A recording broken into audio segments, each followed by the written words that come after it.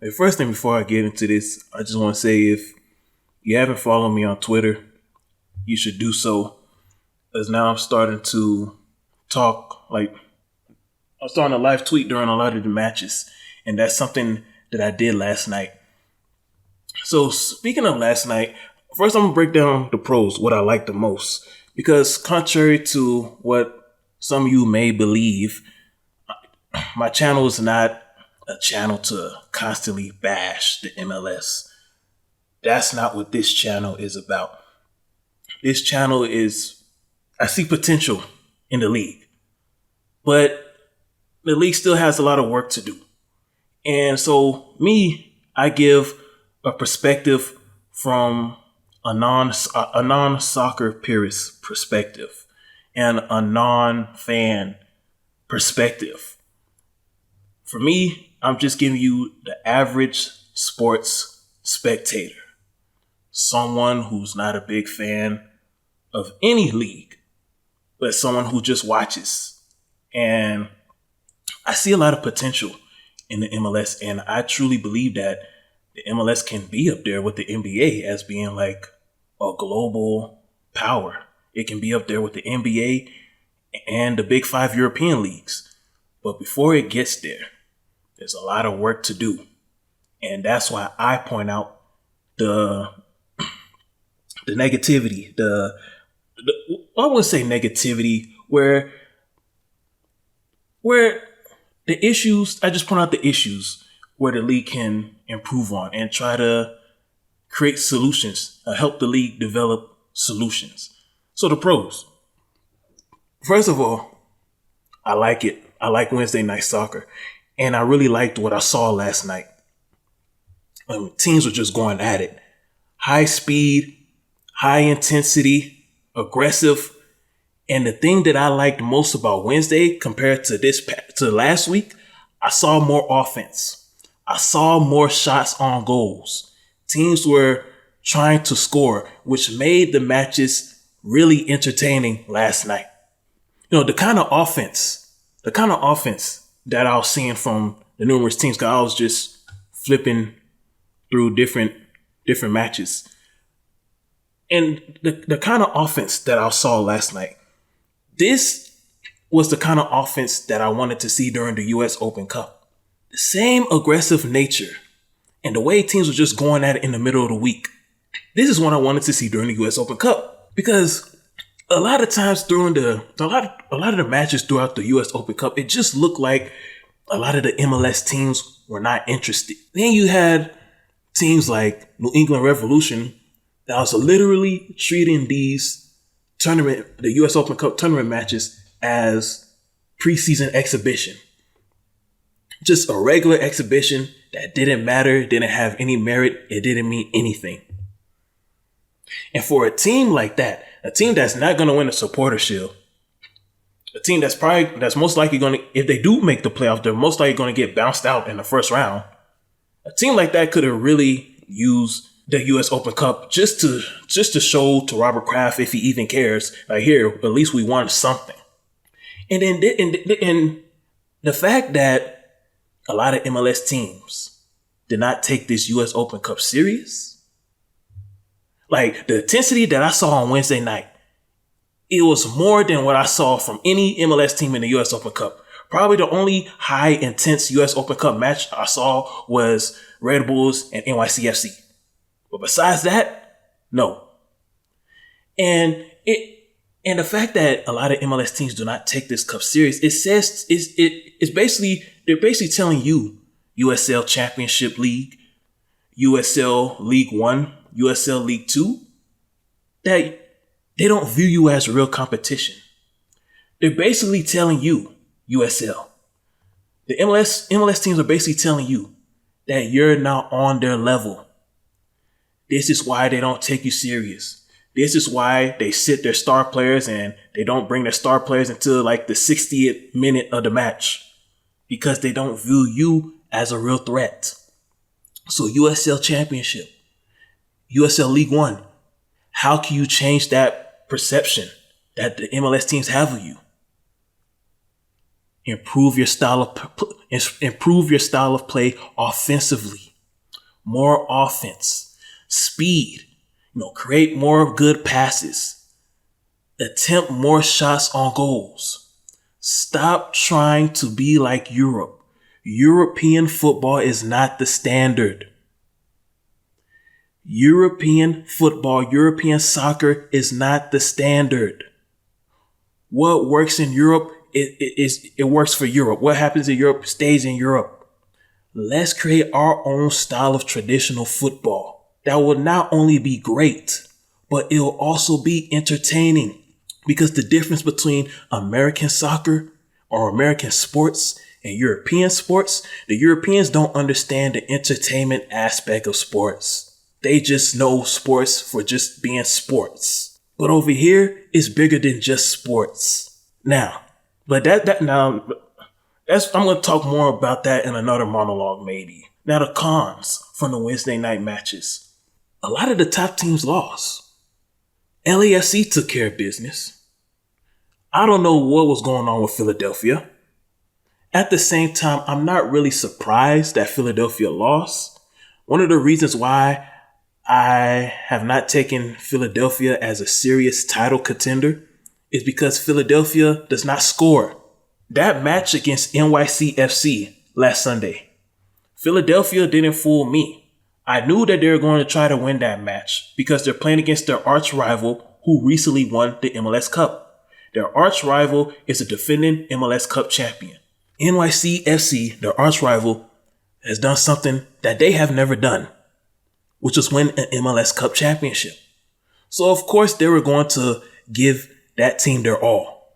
And they are a team that's been around longer than NYCFC.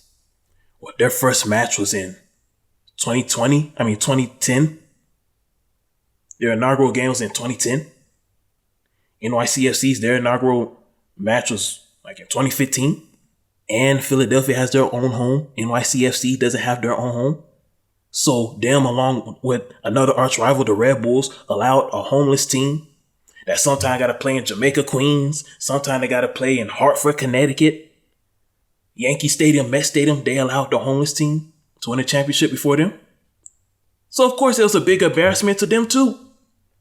So of course they're going to give their all against NYCFC. But generally speaking, throughout this season, Philadelphia is not a team that scares people because they don't score. So even if you face Philly in the playoffs, it's going to get to a point where if you don't score against them, because they're not going to score. So if you don't score against them, you'll be able to beat them in penalty kicks. Because the team that is used to scoring consistently usually wins in penalty kicks. Philly is not a team that is used to scoring. This is why Philly is not a championship threat. If I'm NYCFC, if I'm the New York Red Bulls, if I'm Montreal, I am not afraid to face Philadelphia in the playoffs. Because what last night showed us is that Philadelphia can't score. And they're still stuck on the old European defense win championship mentality. This is a new era of American soccer. Europe is not the standard. You want to win championships in the MLS, you got to be able to score. Offense wins championships in America. Defense wins championships in Europe. Old man football wins in Europe. But in America, we are young, we are fast, we are energetic, we are aggressive. The aggressive team wins in the MLS. And Chicago, even though Chicago is last at the bottom of the East, Chicago's style of play is similar to Philadelphia. They're also a team that plays strong defense and they can't score. I wouldn't have been surprised if this match ended in a scoreless draw. If anything, that's what I was expecting. But I did not expect Philly to lose this match. And Philly really messed up on the opportunity to keep pace with LAFC. Seattle, I don't know what happened. The first 10 minutes of the match, you look like the Sounders. Or at least the first 15, somewhere between the first 10 to 15 minutes, you looked like the Sounders. After that first 15 minutes, you look like DC United. I don't know what happened. After that first 15 minutes, I just don't know. I don't know what to say. Yeah, I was just wondering what happened. However, one thing I'm not going to do is discredit Montreal. Because Montreal is for real. Montreal is for real. And Montreal is a well-coached team. The head coach, Wilfred Nancy, he's doing a good job. And if Montreal finishes at the top of the Eastern Conference, he's going to be my candidate for head coach of the year. Wilfred Nancy's doing a good job. Now, I'm not a soccer purist, so I can't really break down and explain how he's doing a good job. But just every time I see Montreal play, they're competitive. Anytime I see Montreal play, well, not anytime, but for the most part, many times when I see Montreal play, they're very competitive. And for them to go all the way to Seattle and to play against the top team in the nation, the top team in the continent for 90 straight minutes. A bad team after Seattle scored that first goal, which was less than 3 minutes, was like 2 minutes and 50 seconds or 2 minutes 30 seconds. But after Seattle would have scored that goal early against a bad team, they were going against a bad team would have given up on the match. Montreal earned my respect last night. For the rest of this season, I'm not doubting Montreal. Another team that gained my respect last night was Cincinnati. Now, the first half of this match, I did not expect Cincy to come out and play like the way they did. But at the same time, however, I did not expect NYC FC to come out and play like the way they did. I was thinking it was going to be the opposite. I thought NYCFC was going to be the aggressor. I thought NYCFC was going to be the dominant team. And the referees who officiated this match thought the same thing. And it looked like they were determined to make sure it was going to be that way. No, this is my first time ever watching a Cincinnati match from start to finish. Now, I have to be honest. After Cincinnati went up 3-0, I thought the match was over and I flipped the channel. I started watching the U.S. Open Cup between Nashville and Orlando. So I was just going back and forth on my laptop. If you're a Cincinnati fan, you have every reason to be pissed off today. If you're a Cincinnati fan, you have every right to not trust MLS referees for a very long time. Because Cincinnati was robbed last night. The final score in that match should have been 6-4. The first red flag was in the first half of the match, where the referees called handball. And those NYCFC players were acting like it was a handball. The NYCFC players lied. They knew it wasn't a handball. Because I can see from the TV screen, from the laptop screen, that wasn't a handball. It touched his chest and it bounced off his stomach. It never touched his arm and never touched his hand. And for everybody can see, if I can see it on TV, if Cincinnati fans can see it in the stands, then the referees were able to see it too. And the fact that they still called handball, I'm not even sure if they reviewed it on VAR. And that's another question about VAR. Why is every play not reviewed on VAR? It just seemed like VAR is subject to the people in New York, the command control, the MLS control. I don't know what they call it, but the VAR control that's in New York. Every play should be reviewed by VAR automatically. Like, what is their job? What are they doing? Does the MLS don't have a staff that like, here, this is your job. Your job is not to watch the match for enjoyment. Your job is to just watch for fouls, VAR fouls. Like the NFL, they have like a command center and they employ a group of people, and their job is not to watch the games for enjoyment. Their job is to look for fouls every single play.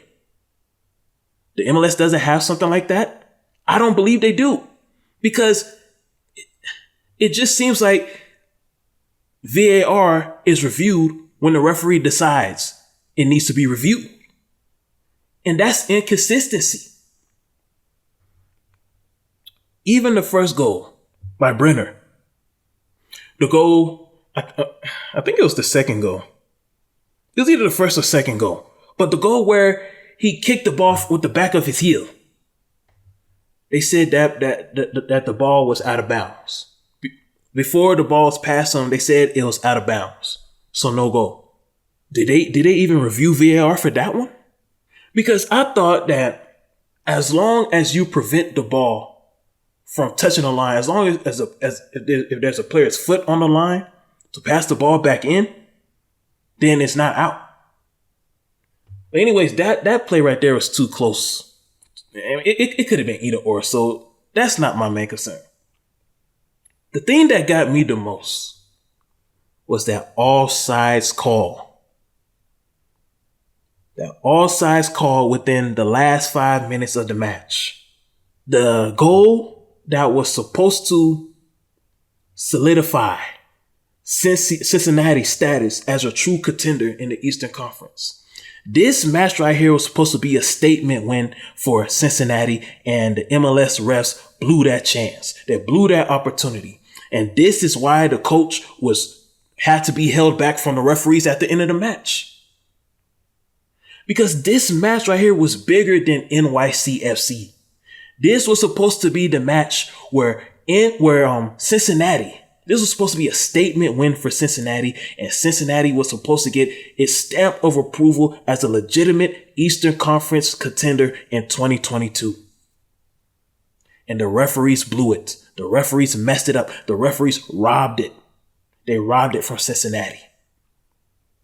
This is why I said on Twitter, this match should be investigated for tampering. Now, is the outcome going to change? No. But MLS, let me tell you something. This is when the entertainment aspect of the business comes in. I know you're still young, but whenever something as controversial as this happens, this is when you release some kind of statement telling the fans or telling people that you're going to review the match. And then later on in the day, you come out with a public press conference, a public release, or you just make a public statement addressing questions regarding how the referees managed the match. You know, something as controversial as that match last night.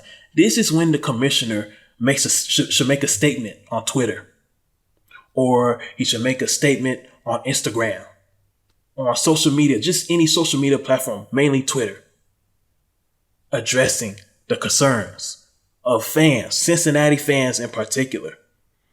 Because MLS, these are the type of matches that will cause you to lose fans. Ever since I started doing these monologues in the beginning of this year, I have consistently stated my displeasure and my dislike towards the all-sides rule. And I'm continuing to say the all-sides rule needs to be changed. You have to make some kind of tweak. You have to make some kind of adjustment to it, because the all-sides rule favors defense too much. And when it comes to a game like soccer, new generation sports fans are not trying to watch defense all day. We have too many options available to entertain us. So me talking to you, MLS, as a millennial, the baby boomer era of sports is over. Those people are not your target audience. Now, do you still need their support in order to help your sport grow? Yes, because you need all hands on deck. But baby boomers are not the type of people that you should be trying to please the most. New era, new generation sports fans, we don't want to watch defense. Defense does not win championships in the 2020s. Points wins championships. Great offense wins championships. The aggressive team, the team that take risks, the teams that take more chances, those are the teams that win championships in the 2020s. Another group, MLS, that you should stop catering to and stop trying to please and stop worrying about their criticism is soccer purists. Soccer purists do not understand the entertainment aspect of soccer. Soccer purists do not understand the entertainment aspect of sports. Soccer purists are similar to baby boomers. Soccer purists are into X's and O's and different schemes and different formations.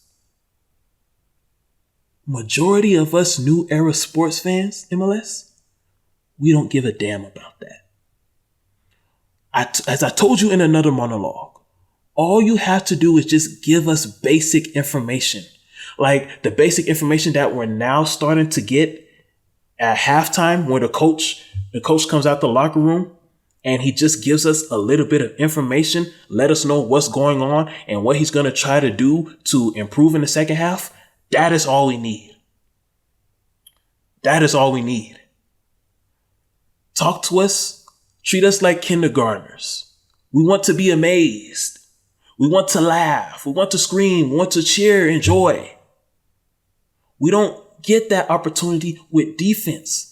And if you, MLS, continue to try to cater to baby boomers and to soccer purists, guess what new generation, new era sports fans are going to do?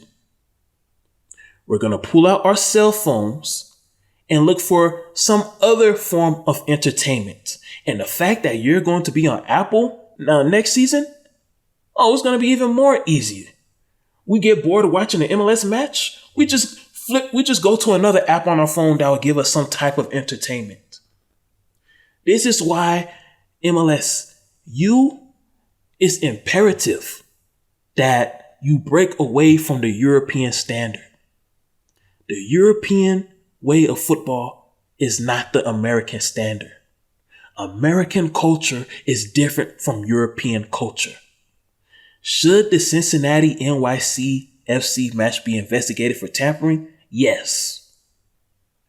Are they going to make any changes? No, we know you're not going to make any changes, but just put out a public statement just to prevent yourself from losing Cincinnati fans. Because it's matches like this, MLS, that will cause you to lose fans. And a sport that's not as popular as you, or a league in general, a league that's not as popular as you, MLS, you cannot afford to lose fans based on the outcome of a regular season Wednesday night match. See, the referees should have taken themselves out of this match. And I keep on telling you, pro refs, it's not about you. We do not watch the games to see you. So whenever you become the deciding factor of a potential thriller, of a potential historic match, it just kills the game. It just kills the spirit of the game. And it causes people to not want to watch the game again. Now, some of you, y'all believe that MLS tampers with all games and all games are rigged. Listen, every major professional sports, there is some form of unethical activity that takes place in it.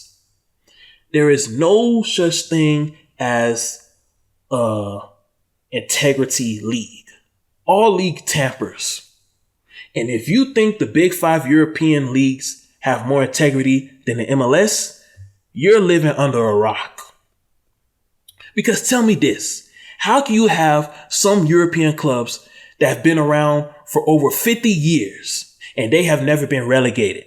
Every year you see the same old teams in their different tournaments, in their different top tournaments. You just see the same teams every year.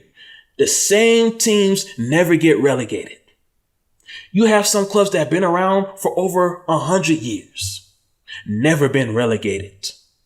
And you're trying to tell me tampering doesn't have anything to do with that? You're trying to tell me cheating has nothing to do with that?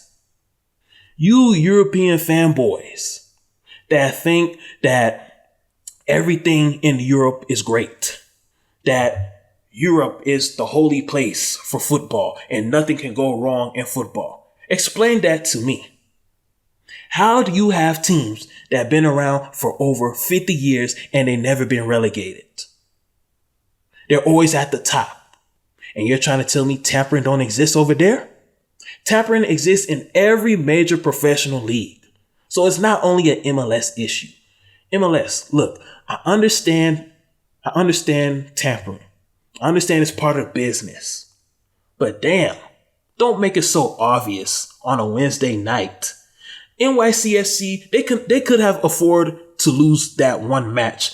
And they have multiple matches ahead to recover. Just this one Wednesday night match against Cincy, the referees didn't have to spoil this match. So just don't make it obvious. I understand that everybody tampers, especially for the big market teams. So NFL tampers. I mean, look at the history of the New England Patriots with Bill Belichick. Right? Come on. So NBA tampers. NBA tampers. Look what the NBA did with the potential trade with Chris Paul and New Orleans. And we could have got an opportunity to see Chris Paul and Kobe play on the same team. The NBA interfered in that. You trying to tell me that's not tampering? We all know Major League Baseball tampers. I'm sure hockey tampers. But the biggest tamper in America of them all is college football. Because how do you have one conference that determines who enters the playoffs and who don't enter the playoffs? So the biggest tamperer in all of sports on this planet is college football. So MLS, you're not as bad as them. Well, listen, MLS, I understand tampering exists. I understand you have to tamper sometimes, especially for your big market teams. You want to draw more fans. I understand. But just don't make it obvious next time. Don't make it obvious. Life moves fast when you're after a task, and there's cries and there's laughs and there's harmony glass. There's spills and refills and they all seem to clash. The future is past and there's harmony glass. Life moves fast when you're after a task, and there's cries and there's laughs and there's harmony glass. There's spills and refills and they all seem to clash. The future is past and there's harmony glass.